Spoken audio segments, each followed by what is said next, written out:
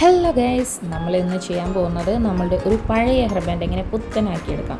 അതിന് വേണ്ടിയിട്ടുള്ള മെറ്റീരിയൽസാണ് ഈ കാണുന്നതെല്ലാം. ഫസ്റ്റ് നമ്മൾ എന്താ ചെയ്യുന്നത് വെച്ചാൽ ഹെയർ ബാൻഡിൻ്റെ ഒരു സൈഡിലെ എഡ്ജ് ആ റിബണുമായിട്ട് നല്ല രീതിയിൽ ഒന്ന് ടൈ ചെയ്ത് അറ്റാച്ച് ചെയ്തെടുക്കാം. ദെൻ ആ റിബൺ നമ്മൾ ഹെയർ ബാൻഡിൻ്റെ ഫുൾ ഭാഗം കവർ ചെയ്യുക. എങ്ങനെ? അപ്പ് ടു ഡൗൺ ആയിട്ട് equal and unique movement with up to down ആയിട്ട് ചെയ്തെടുക്കാം.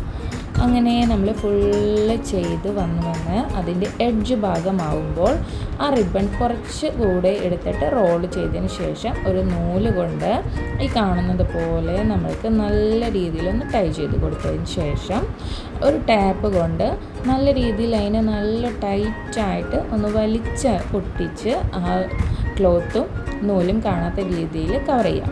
അങ്ങനെ ബോത്ത് സൈഡ്സ്, രണ്ട് സൈഡ്സിലും അതേപോലെ ടാപ്പ് ഒട്ടിച്ചതിന് ശേഷം നമ്മളുടെ ഹെയർ ബാൻഡിൻ്റെ പുതിയ ലുക്ക് കാണാൻ പോവുകയാണ്.